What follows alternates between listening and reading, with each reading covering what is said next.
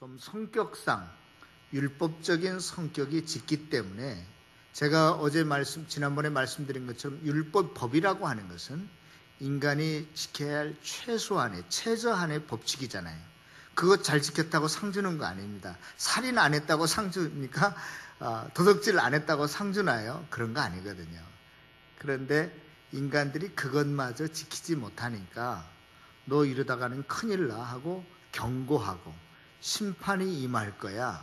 너희들 잘못하다 멸망할 거야. 이러한 그 경고성의 심판의 주놈의 메시지가 강합니다. 성격상. 구약에 보면 그 시편을 제외한 모든 내용들이 시편에서는 찬양하라 혹은 감사하라 내용이지만 대부분의 모든 성경에서는 너희들 잘못하면 이러다가 어때나 큰일 나다. 큰일 나게 될 거야. 이런 메시지예요.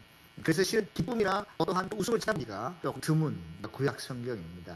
실은 신약 성경에서 넘어와서도 뭐 다리가 충성된 종아 이런 칭찬도 있고 어떤 기쁨에 대한 이야기도 있지만 그렇게 많지는 않습니다. 그런데 일반 세상에서 심리학적으로 사회적으로 칭찬과 격려가 훨씬 더 좋은 성과를 나타낸다. 그래서 우리도 칭찬하자, 격려하자 이런 것이지 성경은 근본적으로 그 분위기가 꽤 어두운 것 같아요. 어두운 것 같습니다. 특별히 구약에 아모스 선지자 있잖아요. 아모스 선지자가 활동했던 시대는 BC 한 760년경인데 그때 이 아모스 선지자는 북쪽 이스라엘 나라에서 선지자 활동을 했습니다. 그런데 이스라엘 나라 역사에 있어서 가장 부강했던 경제적으로 부흥을 이루었던 때가 이 아모스 선지자가 활동했던 때예요. 그때 여로보암 2세가 다스렸고 남쪽에는 유다 왕 우시야 왕이 다스렸던 시대인데 남쪽도 역시 최대의 어떠한 부흥기를 맞이했던 때입니다. 그런데 그 아모스서를 읽어보면 뭐라고 기록되어 있냐면 너희들이 부자들이 가난한 사람들의 머리털에 묻어있는 티끌도 탐하고 헌신짝 신발 한 컬레와 종들과 바꾸어 가고 너희들이 힘이 있다고 연약한 자들의 판결을 굳게 하고 젊은 여자들을 마음대로 건드리고 뭐 이런 이야기들이 나오면서 결국 너희들이 이 땅에 이 사회적으로 경제적으로 모든 부분에 있어서 하나님의 정의와 공의를 하수처럼 흐르지 아니하면 내가 너희들을 다 죽이겠다. 그런 거예요. 아모스 선지자의 메시지가. 그런데 지금 아모스 시대 북쪽 이스라엘이나 남쪽 유다가 제일로 어떤 때라고요? 번영기를 구가했던 그러한 시대거든요. 그 무엇 하나 부족함이 없었던 시대거든요. 그런데 아모스 선지자가 갑자기 일어나서 너희들은 상하궁에 기거하면서 너희들이 이렇게 형편없는 도덕적으로 정치적으로 모든 문화적으로 부정부패하고 너희들이 정말로 이래서는 안 된다라고 치부를 드러내고 지적할 때 얼굴에 인상이 펴졌을까요? 찌그러졌을까요? 찌그러진 거죠. 특별히 그때 뭐라고 말하냐면 여로보암 2세에게 너 곧 칼에 맞아 죽을 것이고 이 백성들은 포로로 끌려갈 것이다. 이것처럼 썰렁한 메시지가 어디 있습니까? 지금 다들 부어라 마셔라 잘 먹고 잘 살라고 지금까지 이러한 번영의 시대를 구가한 적이 없었는데 그렇게 잘 나가고 있는데 갑자기 아모스 선지자가 나타나서 그들의 치부를 드러내고 너 여로보암 왕을 향해서 너 곧 칼에 맞아 죽을 거야. 온 이스라엘 백성들 술에 취해 있고 그들이 향락에 취해 있을 때 너희들 잘못하다가는 다 이방 나라에 포로로 끌려갈 거야. 이러한 메시지를 들었을 때 그들의 그 기분이 어떻겠어요? 분위기가 어떻겠습니까?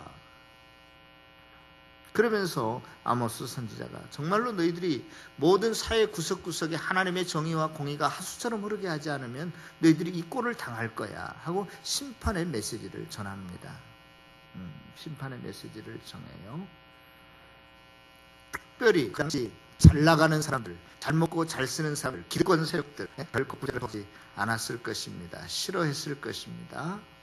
더더군다나 거짓 선지자 아마샤라고 하는 거짓 선지자가 나타나서 이 아모스 선지자 입에 재갈을 물립니다.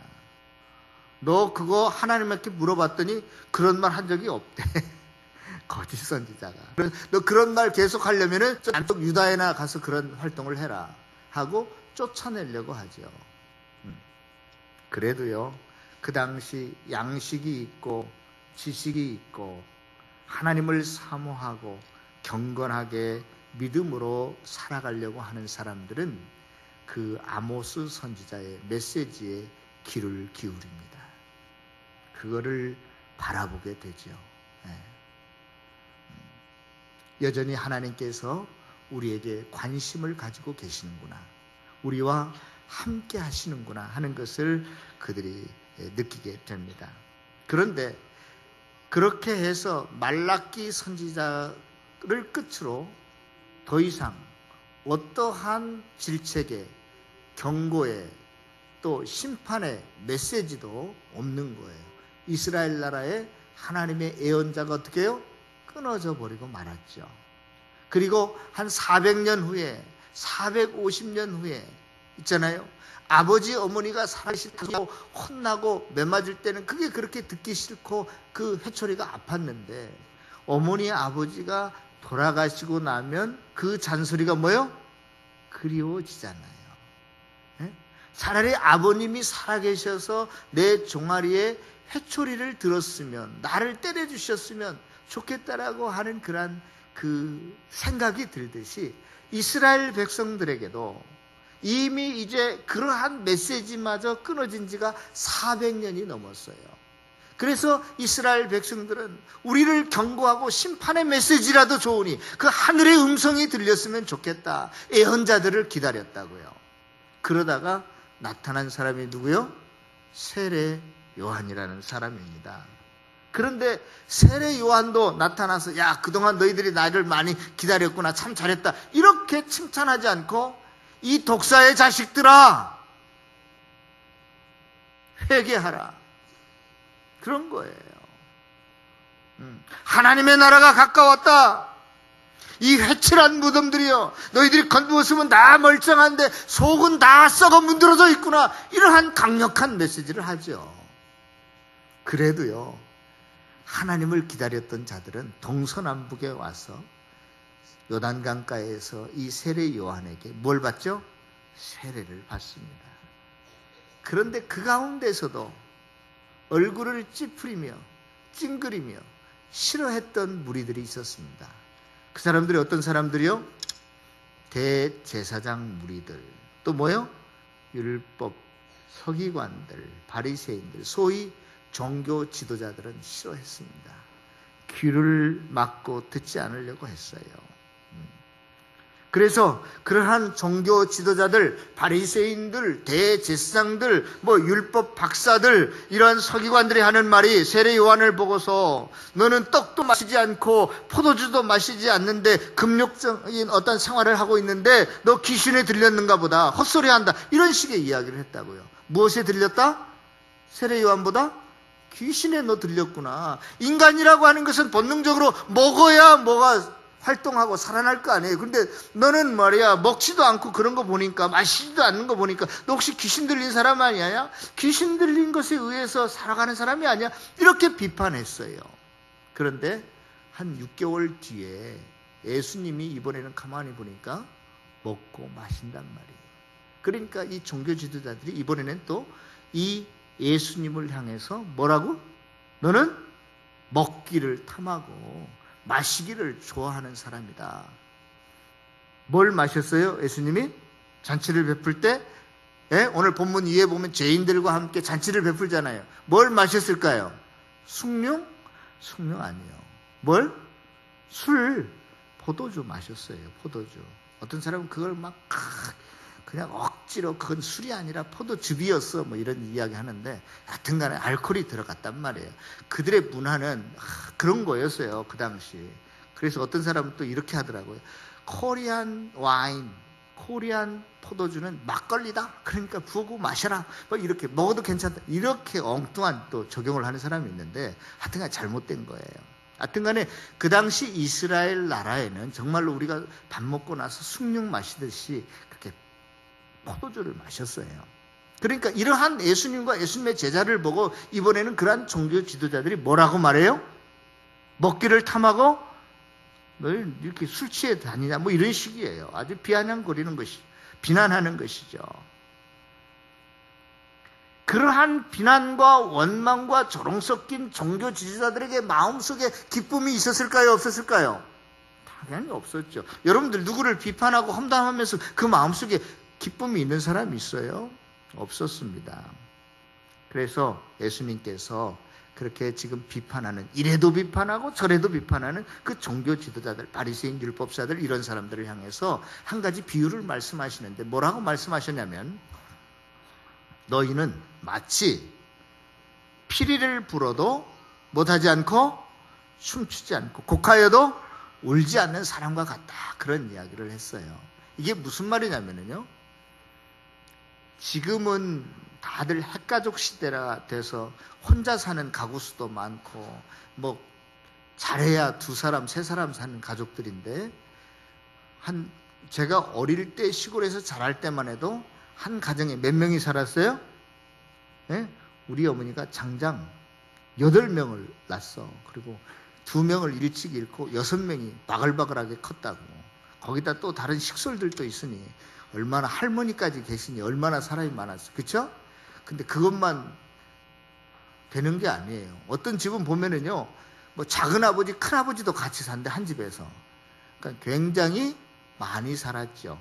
고대 사회로 올라가면 올라갈수록 그 가족이 대가족 제도를 이루면서 살았어요. 2000년 전에도 마찬가지입니다. 그래서 그 가족 공동체가 크면 클수록 뭐예요? 힘이 센 거지. 감히 누가 우리를 건드려? 못 건드려? 못 건드려요. 그 대신 한 가지가 있어요. 그 힘이 있는 공동체에서, 가족에서 다 먹고 입는 것을 다 해결해 주는 거예요. 그렇죠? 예, 먹어도 같이 먹고 입어도 같이 나누어 먹고 죽는 것까지도 누가 책임져요? 그 공동체에서 다 책임져 주는 거예요. 그래서 공동체의 이론이라고 하는 것은, 내가 예를 들어서 김씨 집안에, 최씨 집안에 한 이론이라고 하는 것은 뭐냐? 예? 그들과 함께 즐거워하고 슬퍼하는 것이 그 공동체에 속해 있는, 그 가문에 속해 있는 사람들의 특징 아니에요? 그런데 보십시다. 이 바리새인들, 율법사들, 서기관들, 또 이 종교 지도자들은 하나님과 하나님 나라와 상관없이 따로따로야. 하나님이 기뻐하시는데 그들은 울겠다라고 말하고, 하나님이 울겠다라고 하는데 그들은 뭐예요? 기뻐하겠다라고 말하는, 그래서 그 공동체 하나님 나라에 속해 있는 자들이요? 아니요? 아닌 거지.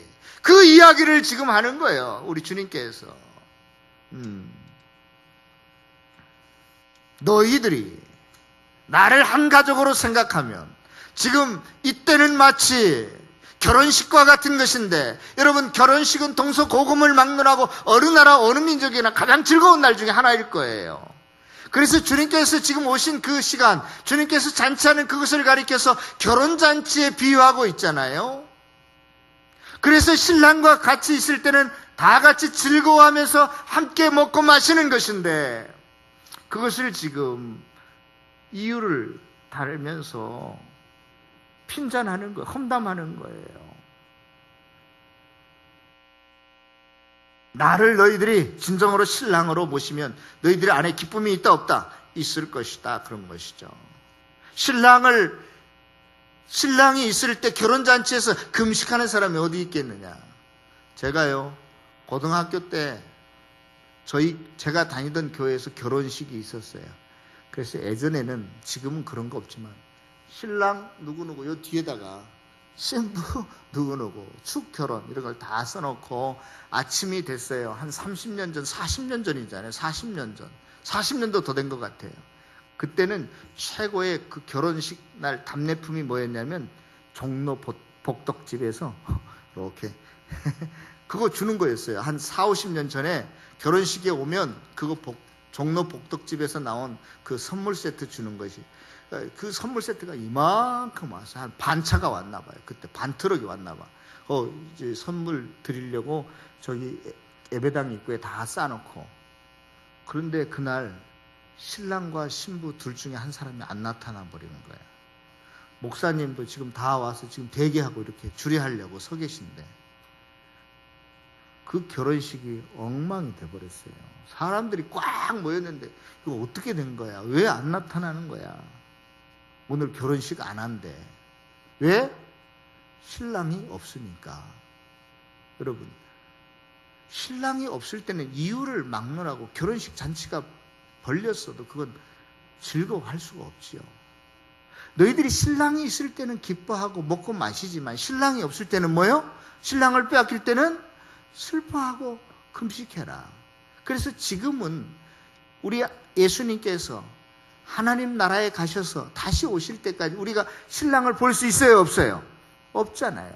지금이야말로 어떤 때요? 금식할 때. 1년에 최소한 3일 이상 금식하는 분 손 한번 들어보세요. 네, 손 내리세요. 창피해. 나도 안 하니까. 지금은 어떤 때라고요? 금식할 때예요. 여러분들.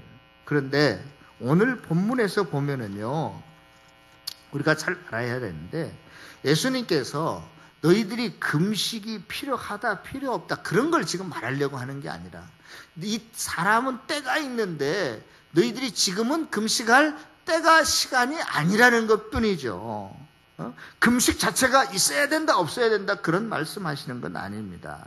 바리새인들에 대한 바리새인들이 가지고 있는 종교 지도자들이 가지고 있는 금식에 대한 생각이 잘못됐다는 거예요. 더 나아가서 하나님의 말씀, 율법을 해석하는 그것이 잘못됐다는 것을 지금 지적하고 있습니다.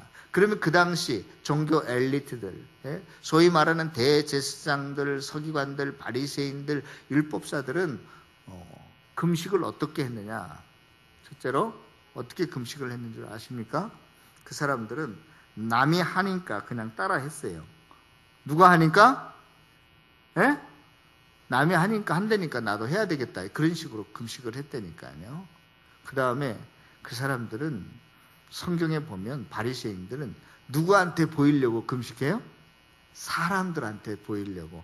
금식하면 또 깨져져해지잖아요. 머리도 부석부석해지잖아요. 그래서 예수님께서 그렇게 말씀하십니다. 너희들이 금식하려면 차라리 머리에 뭘 바르고 기름도 바르고 또 슬픈 기색을 띠지 말라. 화장도 해라. 그런 식이에요. 그런데 그 사람들은 그러한 그 이스라엘 나라에서 경건하게 여기서 그 존경하는 사람들의 대상이 있는데 그 어떤 행위들이 있는데 그게 뭐냐? 금식, 기도, 구제 이런 것들이었거든요. 근데 그들은 그런 걸 실제적으로 하면서 누구한테 보이려고? 사람들한테 보이려고. 그러니까 너희들이 이미 상 다 받은 사람들이야. 하늘나라에서 그런 사람들은 상이 없어. 그렇게 말씀하신 거예요. 자, 아무튼 이 바리새인들은요, 그들은 금식을 최소한 딱 1년에 한 번만 했으면 됐습니다. 언제 하는 줄 아세요? 이스라엘 사람들은 금식을? 언제 해야 될까요? 대속죄일, 그들이 쓰는 달력으로 7월 10일 날 딱 하루만 금식하면 됩니다. 이때는 모든 백성들의 죄가 사해진다는 것을 형식적으로 제사장이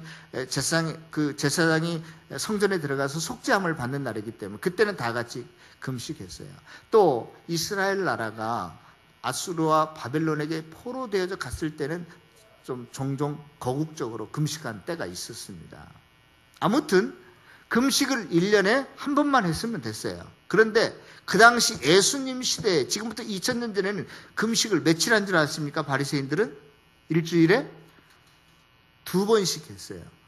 언제? 월요일 날과 목요일 날. 왜 그러면 월요일 날, 목요일 날 금식을 했을까? 모세가 시내산에서 올라가서 율법을 받잖아요. 그 율법을 받으러 올라간 날이 목요일이었고 40일 후에 내려온 날이 월요일이었대. 그래가지고 그들은 지금도 정통 유대인들은 일주일에 2번 금식하는데 언제? 월요일 날, 목요일 날. 그래서 금식하는 거예요. 그리고 또 한 가지. 그들이 금식하는 이유, 목적 중에 하나는 정말로 하나님을 사랑하고 하나님을 의지하기 위해서 나아가는 게 아니라 무엇하기 위해서 금식했을까? 우리 보통 언제 기도원에 올라가죠? 자식이 속색일 때, 문제가 생겼을 때, 부도났을 때, 병들었을 때 올라가는데요. 그것은 무엇을 의미합니까? 자기 소원 성취하려고. 금식은 그런 게 아니라는 거예요. 성경에 보면. 자기의 목적 달성을 위해서 금식하는 게 아니라는 거예요. 금식이라고 하는 것은 내 소원, 내 목적은 이런 것이지만 하나님의 뜻은 어디에 있습니까? 내가 그 하나님의 뜻을 따르기를 원합니다. 하나님의 뜻을 묻고 하나님의 뜻을 따르기 위해서 자기 자신을 부정하는 행위가 뭐예요? 금식이거든요. 예? 여러분들이 그러한 개념들을 잘 머릿속에 가지고 있어야만이 올바른 금식도 할 수 있는 거예요. 물론 위기 때 큰일을 앞에 놓고 하나님 도와달라고 우리가 금식하며 기도할 수 있어요. 그러나 본질적인 금식의 목적은, 의미는 무엇이냐? 내 뜻을 꺾고 접고 누구의 뜻을 내 생애 속에, 우리의 가정 속에 이루기 위해서, 하나님의 뜻을 이루기 위해서. 그런데 바리새인들은 거꾸로였어요. 누구의 뜻을 이루기 위해서? 내 뜻을 이루기 위해서. 그래서 잘못된 금식을 하고 있었습니다. 그래서 예수님께서도 실은 40일 동안 금식하셨잖아요, 광야에서. 이런 비판을 받기 전에. 그런데 그러한 금식한 것은 전혀 보이지도 않은 거죠, 지금. 예수님께서 분명히 말씀하십니다. 그때 금식하실 때 사람이 떡으로만 살 것이 아니요 하나님의 입으로 나오는 모든 말씀으로 살 것이니라. 이 말은 의미가 뭡니까? 사람이 떡 안 먹으면 죽지, 그치? 마찬가지로 영적인 사람은, 신앙의 사람은 하나님의 말씀, 영적인 양식을 안 먹으면 죽어. 그러나 나는 육신의 몸을 입고 있지만 육신의 양식보다 내 삶의 우선순위는 하나님의 말씀이야 라고 마귀의 유혹을 물리친 거죠. 믿습니까? 예. 저와 여러분들이 분명히 금식해야 돼요. 오늘날 정말로 금식을 잃어버린 시대가 되어버렸는데 금식을 자주 해야 됩니다. 그런데 금식할 때 우리가 하나 생각해야 될 게 뭐냐면, 그렇지, 내가 떡을 안 먹으면 어떻게 된다? 죽는다. 그러니까 내 생명이 누구한테 달려 있습니다? 하나님께 달려 있습니다. 그러므로 하나님, 내 생명만 하나님께 달려있는 게 아니라 내 가정의 문제, 자녀의 문제, 앞날의 문제, 학업의 문제, 모든 것이 다 하나님께 달려있습니다라고 하면서 기도하는 거예요. 믿습니까? 네. 그래서 금식의 목적은 내 뜻을 꺾고 하나님의 뜻이 무엇인지 하나님과 깊게 인격적인 교제를 나누기 위해서 기도하는 것이고 금식하는 것이어야 됩니다. 그래서 이사야서 58장에 보면 나의 기뻐하는 금식, 하나님이 기뻐하시는 금식은 흉악의 결박을 풀어주며 멍에의 줄을 끌어주며 압제당하는 자를 자유케 하며 모든 멍에를 꺾는 것이 아니겠느냐. 모든 것으로부터 인간적인 그러한 연약함과 부족함과 억압과 학정에서부터 자유와 해방을 얻게 되는 것이 뭐다? 금식이다. 그렇게 말하고 있는 것입니다. 그럼에도 불구하고 우리가 또 현실로 돌아오면 우리의 힘든 부분들이 있습니다. 하나님 아버지, 내가 지금 건강 때문에, 물질 때문에, 남편 문제 때문에, 자식 때문에, 내 앞날에 대한 어떤 불확실성 때문에 고통당하고 힘들고 어렵고 괴롭습니다. 이런저런 이유로 환난 중에 핍박 중에 있는데 어찌하면 좋겠습니까?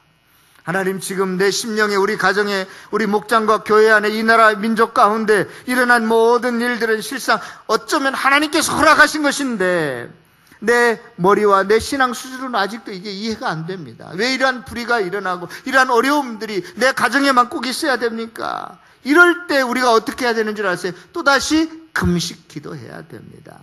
하나님, 이 일에 대해서 하나님의 뜻이 무엇입니까? 어디에 있습니까? 하나님과 깊은 교제를 나누기를 원하고 하나님의 뜻에 순종할 수 있도록 도와주세요 하면서 금식함으로 우리의 삶이, 그동안 고민과 갈등과 한숨과 원망이었던 우리의 삶이 금식 기도로 인해서 어떻게 변화되는 것? 감사와 기쁨으로 변화되는 거예요. 할렐루야. 실로요, 신랑이 있을 때는 기뻐서 우리가 먹고 마시고 즐거워하지만, 기뻐하지만, 신랑이 없을 때라도 우리가 지금 금식하면서라도 믿음으로 기뻐할 수 있는 사람이 저와 여러분들인 줄로 믿을 수 있기를 바랍니다. 너희는 항상 어떻게 하라고요? 기뻐하라고요. 범사에 감사하라고요. 쉬지 말고 기도하라. 이것이 너희를 향하신 하나님의 뜻이니라고 분명히 성경은 말하고 있습니다. 오늘 한 학교를 졸업하고 또 상급 학교에 진학하거나 또 사회로 나가는 여러분, 또 그동안 많은 수고를 아끼지 아니하셨고 충성하시고 또 앞으로도 온갖 수고를 아끼지 않고 충성하실 우리 은퇴하시는 고재문 장로님, 또 저와 여러분 모두는 복음이시고 생명이시고 구원자이시고 평강의 어떠한 그 근원이시고 주인이신 예수님과 함께 남은 생애를 살아갈 수 있기를 축원합니다. 내 형편이, 내 상황이 좀 바뀌었다고 해서 우쭐대거나 교만해하지도 마시고 낙심하지도 마십시오. 우리는 사나 죽으나 주의 것이고 언제나 우리는 주님과 함께 잔치를 벌릴 수 있고 또한 믿음으로 우리는 기쁨으로 살아갈 수 있고 하나님의 뜻을 이루어가며 살아갈 수 있기 때문인 것입니다. 그러므로 언제 어디서나 주님과 동행하는 삶, 곧 그 삶은 뭐냐? 기뻐하는 삶입니다. 어떠한 상황 속에서도 감사하는 삶입니다. 또 기도하면서 금식하면서 살아가는 저와 여러분들 다 되어지기를 바랍니다. 오늘 또 이 순간 내 형편과 삶의 상황이 어떠하다 할지라도 이 순간을 감사하시고 기뻐하시고 또 앞으로의 우리의 남은 생에도 언제 어디서 무엇을 하든지 감사하고 기뻐하고 금식하며 살아가는 귀한 성도들 다 되어지시기를 주님의 이름으로 축원합니다. 기도하겠습니다. 사랑과 은혜가 풍성하신 만군의 여호와 하나님 아버지여 감사합니다.